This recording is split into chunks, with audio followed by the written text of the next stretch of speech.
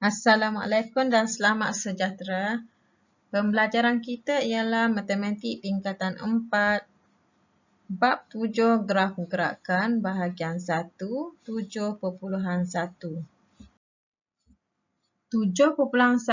graf jarak masa.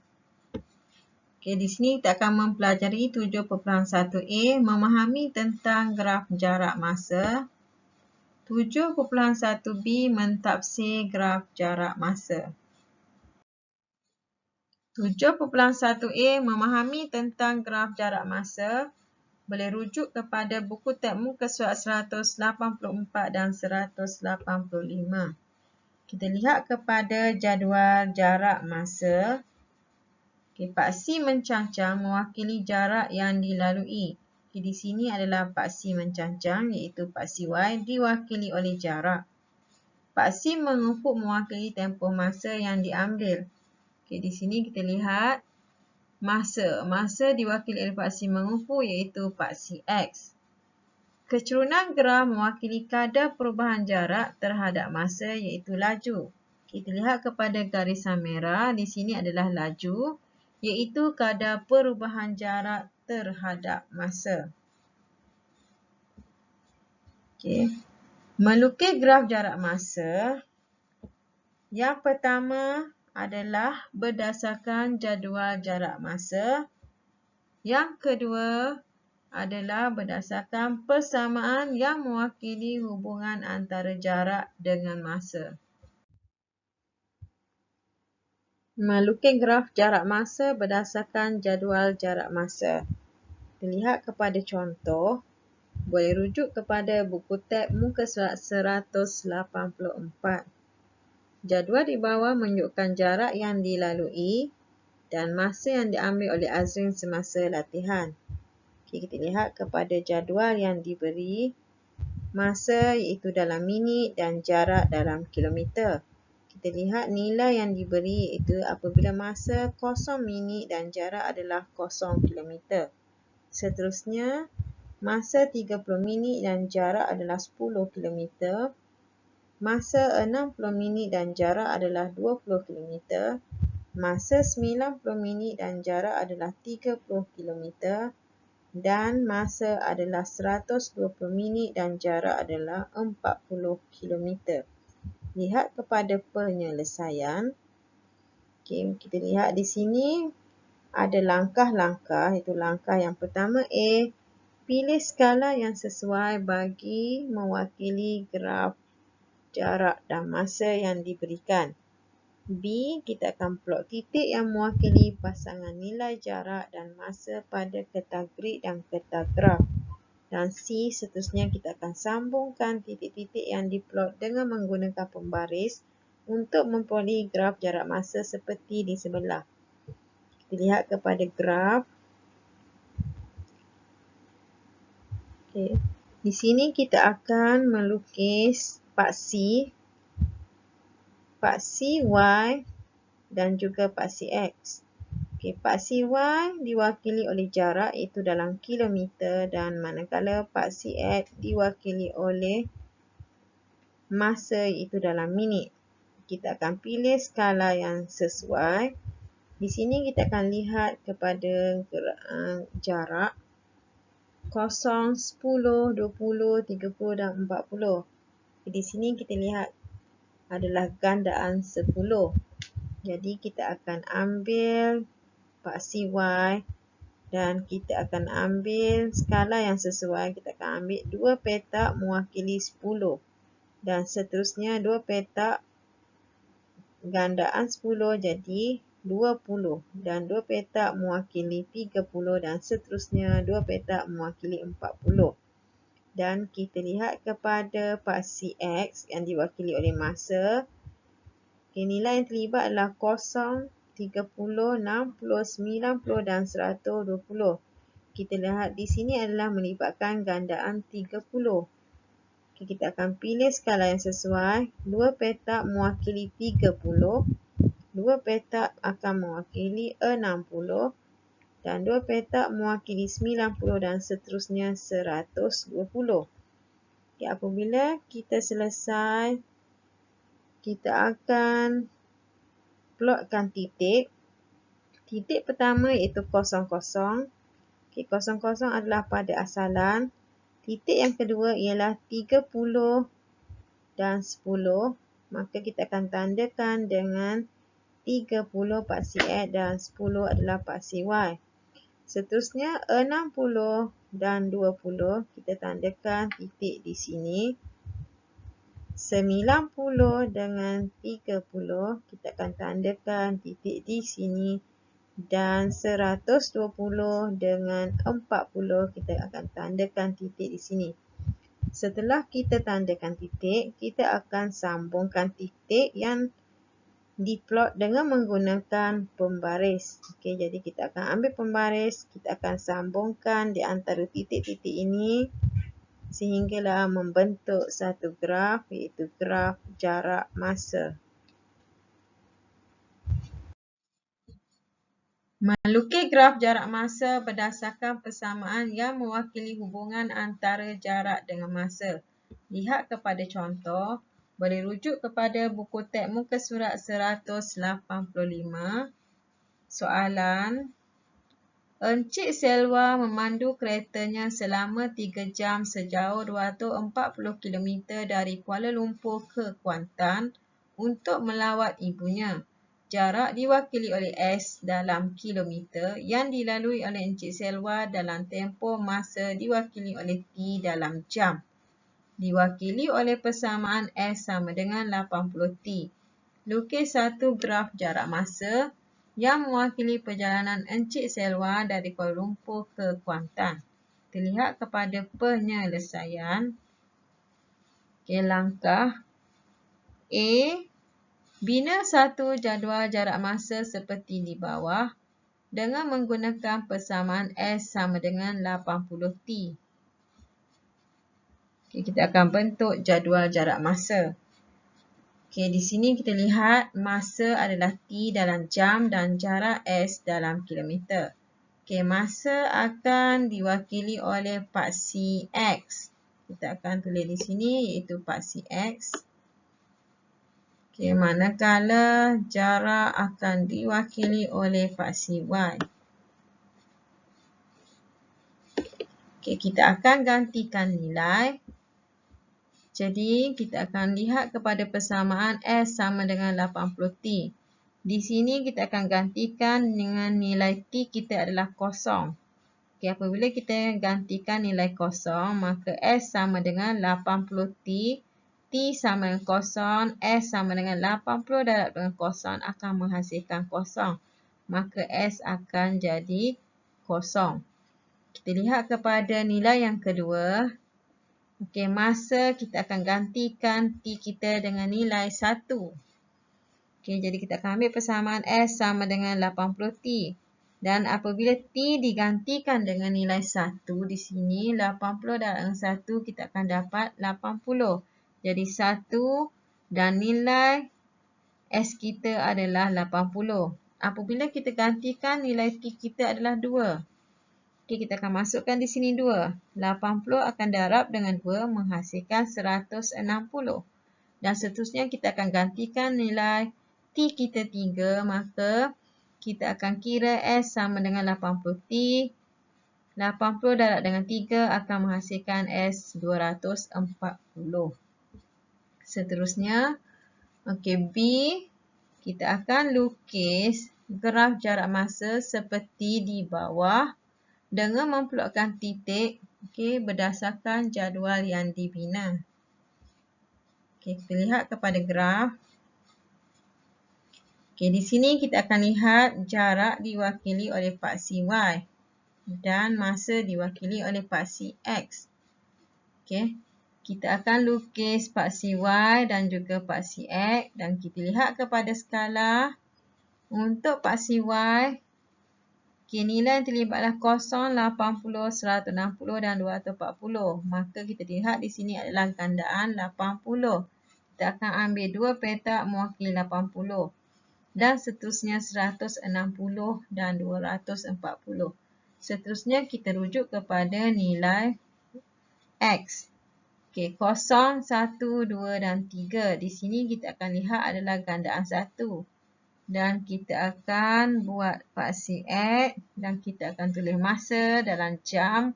2 kotak akan mewakili 1, okey, 2 dan seterusnya 2 kotak mewakili 3 disebabkan oleh gandaan 1. Setelah selesai membuat skala, maka kita akan plot titik. Titik yang pertama iaitu 00 iaitu asalan 00. Titik yang kedua adalah 1 dengan 80. Kita akan tanda di sini. 2 dengan 160 kita akan tanda di sini, dan manakala 3 dengan 240 kita akan tanda di sini. Seterusnya kita akan ambil pembaris dan kita akan sambungkan titik-titik yang telah ditanda. Maka di sini adalah terbina graf jarak masa. 7.1b mentafsir graf jarak masa.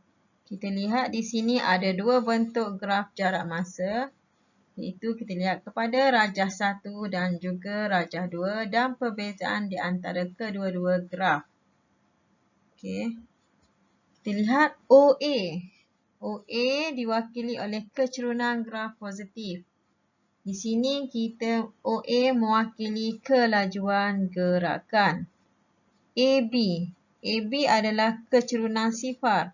Kecerunan sifar bermaksud tiada gerakan, berhenti iaitu pegung ataupun di sini objek rehat. BC adalah kecerunan positif bermaksud gerakan diteruskan. Kalau kita lihat graf yang pertama ini menunjukkan objek terus meneruskan perjalanan. OC bermaksud gerakan sejauh S meter dalam tempoh T saat. Okey, lihat kepada rajah 2. Okey, di sini kita lihat kepada OP. OP adalah kecerunan graf positif bermaksud gerakan sejauh S meter. PQ adalah kecerunan sifar iaitu tiada perubahan jarak ataupun pegung ataupun berehat ataupun berhenti. QR bermaksud kecerunan negatif iaitu objek akan kembali semula ke tempat asal. Kita lihat kepada O ke R. OR. Okey, bila OR bermaksud gerakan sejauh 2S meter bermaksud pergi dan balik. OP pergi, QR pulang. Jadi perjalanan adalah 2S. 2 kali S. Okey, dalam tempoh T saat. Okay, lihat kepada contoh soalan. Boleh rujuk pada buku teks muka surat 188. Okay, contoh. Graf jarak masa di sebelah menunjukkan gerakan sebuah kereta dan sebuah bas persiaran. Graf OA mewakili gerakan kereta dari Puchong ke Bandaraya Melaka. Graf BC ialah gerakan bas persiaran dari Bandaraya Melaka ke Puchong. Tentukan beza laju dalam kilometer per jam kedua-dua kenderaan tersebut. Kita lihat dua jenis kenderaan iaitu kereta diwakili oleh garisan merah, bas persiaran diwakili oleh garisan berwarna hijau. Okey. Jadi penyelesaian. Okey, di sini kita lihat kecerunan. Okey, di sini cikgu nak tunjukkan dulu kecerunan. Kecerunan ni adalah diwakilkan oleh laju. Jadi iaitu perubahan jarak dengan masa. Jadi kalau ikutnya kecerunan kita gunakan titik. Okay, contohnya kita lihat pada kereta. Okay, kereta diwakili oleh garisan merah. Melibatkan titik di sini adalah titik 00. Okay, 00 cikgu tandakan dengan koordinat 00 iaitu X2, Y2. Dan di sini adalah koordinat 2 dengan 150. Iaitu X adalah 2 dan Y kita adalah 150. Okay, kita gunakan konsep Kecerunan iaitu laju. Jadi kita gunakan titik. Kecerunan sama dengan Y tolak Y, X tolak dengan X. Okey, di sini kita boleh gunakan sama ada Y tolak 1, Y1 tolak Y2 ataupun Y2 tolak Y1. Di sini cikgu gunakan Y1. Okey. Y1 kena tolak dengan Y2, maka X1 akan tolak dengan X yang kedua. Okey, kita kena guna konsep rumus kecerunan. Okey. Lihat kepada penyelesaian laju kereta. Laju kereta iaitu kita lihat kepada garisan berwarna merah yang melibatkan titik 2, 150 dan juga 00. Jadi laju merupakan kecerunan Y tolak Y. Jadi di sini kita akan lihat Y kita 150 dengan 0. Jadi 150 tolak dengan 0. Okey. Dan X akan tolak X. Okey, jadi X yang pertama akan tolak dengan X yang kedua. 2 tolak 0, 150 tolak 0 adalah 150. Dan 2 tolak 0 adalah 2. 150 bahagikan dengan 2 dapat 75 km per jam. Okey. Dan kita tengok kepada laju bas persiaran. Okey, sama juga kita guna titik. Okey, jadi bas persiaran melibatkan garisan hijau iaitu di sini 0 dengan 150 dan di sini 30 iaitu 30 0 dengan 150. Jadi kita akan ambil kecerunan melibatkan titik Y tolak Y, X tolak X. Okey, Y kita adalah 0 dengan 150. Jadi kalau 0 tolak dengan 150, maka 3 akan X, 3 akan tolak dengan 0. Jadi 0 tolak dengan 150, okey, akan dapat negatif 150. Bahagikan dengan 3 tolak 0, bahagikan dengan 3, kita akan dapat negatif 50 km per jam. Negatif ini menunjukkan tanda pulang. Tanda negatif bermakna arah gerakan bas persiaran bertentangan dengan arah gerakan kereta. Jadi beza laju di antara kedua-dua kenderaan ini ialah, jadi kita akan tolak kereta 75 km per jam. Dan bas persiaran adalah 50 km per jam. Jadi 75 tolak dengan 50 akan dapat 25 km per jam. Kita lihat kepada contoh soalan seterusnya. Boleh rujuk kepada buku teks muka surat 188. Contoh pada soalan ini, graf jarak masa di sebelah menunjukkan gerakan sebuah kereta untuk tempoh 4.5 jam. A. Tentukan yang pertama tempoh masa kereta berada dalam keadaan pegun. Yang kedua, laju kereta sejam yang pertama dalam kilometer per jam. B. Huraikan gerakan kereta untuk tempoh 90 minit yang terakhir. Kita lihat kepada penyelesaian. Okey. Yang pertama A. Tempoh keadaan pegun. Okey, keadaan pegun. Kita lihat kepada graf mendata. Okey, di sini bila dalam keadaan tempoh masa, bila tempoh masa merujuk kepada paksi X, okey, lihat kepada di sini adalah 2 jam dengan 3 jam, maka kita akan tolak 3 tolak dengan 2 jam akan dapat 1 jam.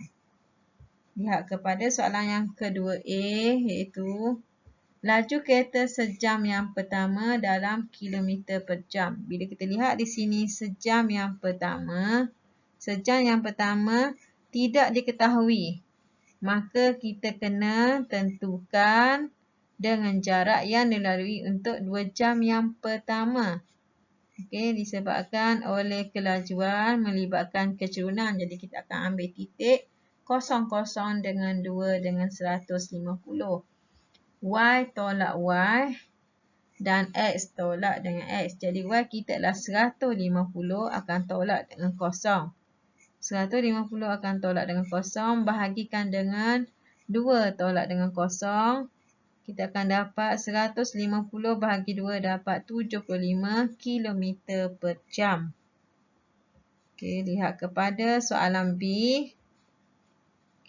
Okey, huraikan gerakan kereta untuk 90 minit yang terakhir. 90 minit yang terakhir. Kita lihat di sini jam. Jadi 90 minit yang terakhir. Terakhir di sini ya. Melibatkan 1 jam 30 minit.